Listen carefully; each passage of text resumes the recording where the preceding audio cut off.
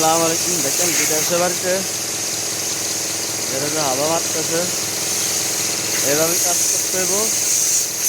যদি হেলবার হয়ে যান, কারণ হেলবার কত কষ্ট, যদি হেলবার হয়ে যায় হেলবার কত কষ্ট। দেখেন হেলবার কষ্ট করা হয়েছে, ঠিক আছে। কাজ শিখে আসার জন্য চেষ্টা করবেন সবসময়। বর্তমানে এটা উমান, আপনি যে দেশে যান কেন আমার বাংলাদেশি ভাই, যে কোনো কাজ শিখার জন্য চেষ্টা করবেন।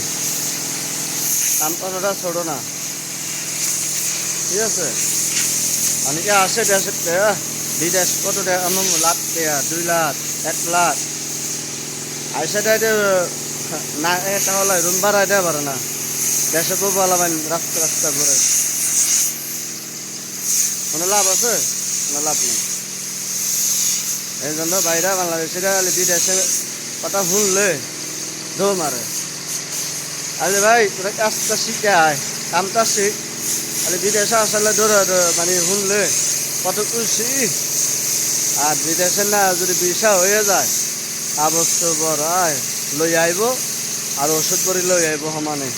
আর এটা ওষুধে বিদেশেও আছে, বিদেশে ওষুধ কম না, কাগজ আরও দাম কম বিদেশে। দেশের তো নাই না, বিদেশেই আছে। আবার কি করে বিদেশ যান ভালো মন্দ খাইয়ে লই, মানে একবার 20,000 30,000 খানা মানা খাইলে কবুতার মবুতার দেশম মুরগি কি মানে যা আছে বন্ধু বান্ধব নিয়া। আরে ভাই এটা পরিষ্কার ভাই, এটা করে লাভ নাই। বিদেশে আইবা আর কি করবা, বিদেশ ভিসা হয়ে গেলে যে দেশে আগে নামাজ করবা, নামাজ করে আল্লাহ আল্লাহ আল্লাহ দোয়া করবা, ঠিক আছে।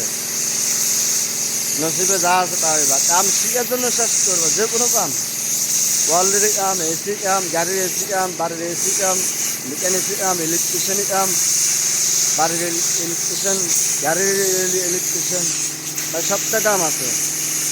কাম শিখতে হলে লাভ আছে।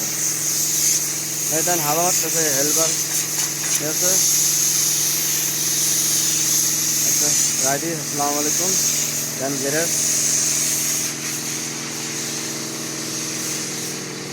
এটা হলো গেরে।